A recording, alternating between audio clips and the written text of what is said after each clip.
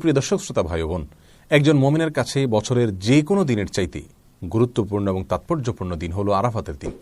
কারণ রাসূল আকরাম সাল্লাল্লাহু আলাইহি ওয়াসাল্লাম এই দিন প্রসঙ্গে বলেছেন, এই দিনে আল্লাহ সুবহানাহু ওয়া তাআলা যত বেশি সংখ্যক মানুষকে জাহান্নাম থেকে মুক্তি দিয়ে থাকেন, বছরের অন্য কোনো দিনে এত বেশি সংখ্যক মানুষকে আল্লাহ সুবহানাহু ওয়া তাআলা জাহান্নাম থেকে মুক্তি দান করেন না।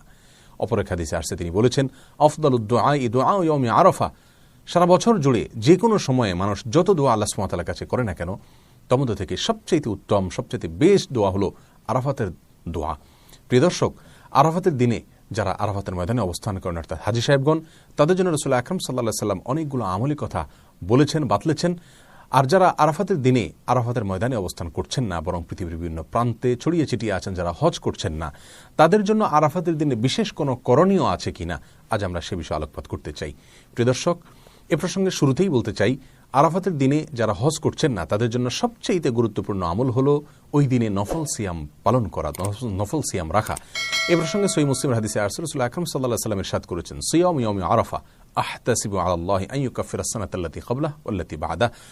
অর্থাৎ আরাফার দিনে যদি কেউ নফল সিয়াম রাখে, যারা হজ করছেন না অবশ্যই তাদের জন্য, হাজী সাহেবদের জন্য এটা প্রযোজ্য নয়, তাহলে এই নফল সিয়াম আল্লাহ সুবহানাহু ওয়া তাআলার মাধ্যমে আমি আশা করি যে বান্দার এক বছর পূর্বের এবং এক বছর পরের গুনাহ আল্লাহ সুবহানাহু ওয়া তাআলা মাফ করে দিবেন। প্রিয় দর্শক, অতএব আরাফাতের দিনের সবচেয়ে বড় আমল, প্রধান আমল হলো এই দিনে আমরা সিয়াম পালন করব। আরাফাতের দিনে সিয়াম আমরা ঠিক কোন দিনে পালন করব, এই নিয়ে যথেষ্ট ধোঁয়াশা এবং বিতর্ক রয়েছে। স্কলারদের মধ্যে থেকে অনেকে বলে থাকেন, যেহেতু রাসূল আকরাম সাল্লাল্লাহু আলাইহি ওয়াসাল্লাম আরাফাতের দিন বলেছেন, 9 তারিখ বলেননি, অতএব আরাফাতের দিনটি সৌদি আরবে যদিও চন্দ্র মাসের 9 তারিখ হয়ে থাকে, তারপরেও যেদিন হাজী সাহেবগণ আরাফাতে অবস্থান করছেন আমরা ওই দিনে রাখবো, কারণ আরাফাতের দিন সেটা আমাদের দেশে 8 তারিখও হতে পারে। আর অনেক স্কলারগণ বলেছেন, রাসূল আকরাম সাল্লাল্লাহু আলাইহি ওয়াসাল্লাম আরাফাতের দিনে সিয়াম রাখতে বলেছেন, আর আরাফাতের দিন যেহেতু 9 তারিখ হয়ে থাকে, অতএব 9 তারিখকেই তিনি মূলত উদ্দেশ্য করেছেন, বুঝিয়েছেন। বিধায় আমরা পৃথিবীর যে প্রান্তে থাকি না কেন, আমরা 9 তারিখে রাখবো। আমাদের দেশে যেদিন 9 তারিখ সেদিন রাখবো, সেদিন সৌদি আরবে ঈদের দিনও হতে পারে। যাই হোক, এখানে দুটি মত আমরা দেখতে পাচ্ছি। এই দুটি মতের কোনোটি রাসূল আকরাম সাল্লাল্লাহু আলাইহি ওয়াসাল্লামের সুস্পষ্ট কোনো হাদিস দ্বারা সরাসরি সমর্থিত নয়, বরং এই দুটি মতই গবেষণামূলক। আমরা যেই মতটি আমাদের কাছে বেশি যৌক্তিক মনে হবে সেটার উপর আমরা আমল করতে পারি। আর যদি উভয় দিনে আমরা নফল সিয়াম রাখি, অর্থাৎ চন্দ্র মাসের 8 এবং 9 উভয় দিনে যদি আমরা সিয়াম রাখি, তাহলে সেটা সবচেয়ে উত্তম। কারণ কোনো কোনো বর্ণনা দ্বারায় জিলহজের প্রথম দশকের প্রথম 9 দিনই সিয়াম রাখার কথা, সিয়াম পালন করার কথা বোঝানো হয়েছে, নির্দেশ করা হয়েছে। কোনো কোনো বর্ণনা দ্বারা এরকমটি বোঝা যায়। বিধায় আমরা জিলহজের 8 এবং 9 উভয় দিনে সিয়াম পালন করতে পারি। তাহলে আরাফাতের দিন উপলক্ষে সর্বপ্রথম এবং সবচেয়ে বড় কাজ হলো একজন মুমিনের জন্য যারা হজ করছেন না, আরাফাতে অবস্থান করছেন আরাফাতের দিনে, ওই দিনে সিয়াম পালন করবেন। আর দ্বিতীয় আমল হলো লা ইলাহা ইল্লাল্লাহু ওয়াহদাহু লা শারীকা লাহু লাহুল মুলকু ওয়া লাহুল হামদ ওয়া হুয়া আলা কুল্লি শাইইন কাদির। এই বাক্যগুলো বেশি থেকে বেশি বলা, পাঠ করা আরাফাতের দিনে। রাসূল আকরাম সাল্লাল্লাহু আলাইহি ওয়াসাল্লাম বলেছেন, ওয়া আফদালু মা কুলতু ওয়াল আম্বিয়াউ মিন ক্বাবলি লা ইলাহা ইল্লাল্লাহু ওয়াহদাহু লা শারীকা লাহু লাহুল মুলকু ওয়া লাহুল হামদ ওয়া হুয়া আলা কুল্লি শাইইন কাদির। অর্থাৎ আমি যত বাক্য আমার মুখ দ্বারা উচ্চারণ করেছি, যত জিকির করেছি আমি এবং আমার পূর্বে যত নবীগণ যত জিকির করেছেন, তার ভিতরে সবচেয়ে উত্তম জিকির হলো এটি। রাসূল আকরাম সাল্লাল্লাহু আলাইহি ওয়াসাল্লাম এই জিকির আরাফাতের দিনে, এই দোয়াকে, এই বাক্যগুলোকে আরাফাতের দিনে পাঠ করার পরে বিশেষভাবে নির্দেশ দান করেছেন। এই দোয়াগুলো বা এই বাক্যগুলো যদিও হাজী সাহেবদের জন্য, যারা আরাফাতের মধ্যে অবস্থান করছেন তাদের জন্য বলা হয়েছে, তারপরেও এই বাক্যগুলো যারা হজ করছেন না বা আরাফাতের দিনে আরাফাতের ময়দানে বাইরে আছেন তারাও পাঠ করতে পারেন। এটাই বিশুদ্ধ মত। কারণ রাসূল আকরাম সাল্লাল্লাহু আলাইহি ওয়াসাল্লাম এখানে নির্দিষ্ট করে দেননি যে শুধুমাত্র আরাফাতের দিনে যারা অবস্থান করছেন তারাই পড়বে, বরং আরাফাতের দিনে যে আমলগুলো আছে সেগুলো দিনের সাথে তিনি সম্পৃক্ত করেছেন।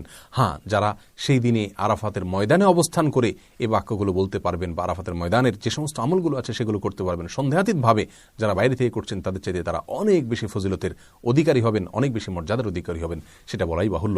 কিন্তু যেহেতু আরাফাতের দিনের আমলগুলোকে রাসূল আকরাম সাল্লাল্লাহু আলাইহি ওয়াসাল্লাম দিনের সঙ্গে সম্পৃক্ত করেছেন, অতএব ওই দিনে পৃথিবীর যে প্রান্তে মানুষ থাকুক না কেন, সেই দিনে যদি মানুষ বেশি থেকে বেশি সে আমলগুলো করে, তাহলে তারাও ইনশাআল্লাহ বিইজনিল্লাহ ফজিলত পাবে। অতএব আমরা দ্বিতীয় আমল হিসাবে আরাফাতের দিনে বেশি থেকে বেশি এই বাক্যগুলো পাঠ করব, লা ইলাহা ইল্লাল্লাহু ওয়াহদাহু লা শারীকা লাহু লাহুল মুলকু ওয়া লাহুল হামদ ওয়া হুয়া আলা কুল্লি শাইইন কাদির।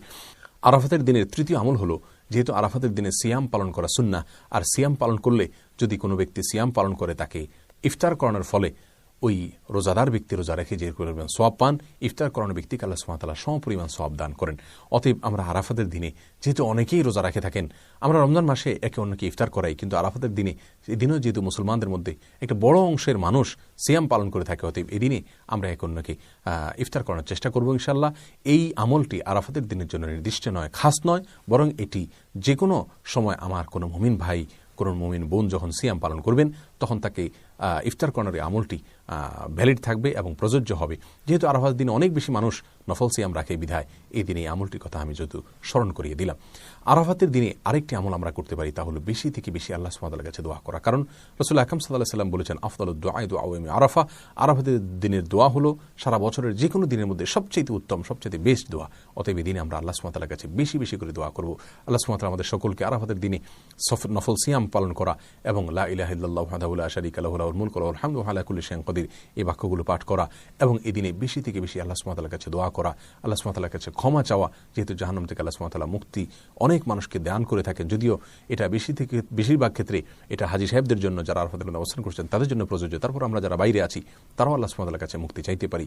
সেই সাথে যারা সিয়াম পালন করে থাকেন আমাদের আশেপাশে জানাশোনা, আমাদের নিকটাত্মীয় অথবা প্রতিবেশীদের মধ্যে থেকে, যে কোনো মুসলমানদের মধ্যে থেকে তাদেরকে আমরা এই দিনে ইফতার করার চেষ্টা করবো। আল্লাহ সুবহানাহু ওয়া তাআলা আমাদের সকলকে আরাফাতের দিনের সমস্ত মর্যাদাগুলোকে নিজের করে নেওয়ার তৌফিক দান করুন এবং আমাদের যে সমস্ত ভাইরা আরাফাতের দিনে আরাফাতের ময়দানে অবস্থান করছেন, আল্লাহ সুবহানাহু ওয়া তাআলা তাদের সমস্ত দোয়াগুলোকে, সমস্ত নেক আমলগুলোকে, সমস্ত ইবাদতবন্দিকে, সমস্ত সুন্নাহগুলোকে কবুল এবং মঞ্জুর করেন।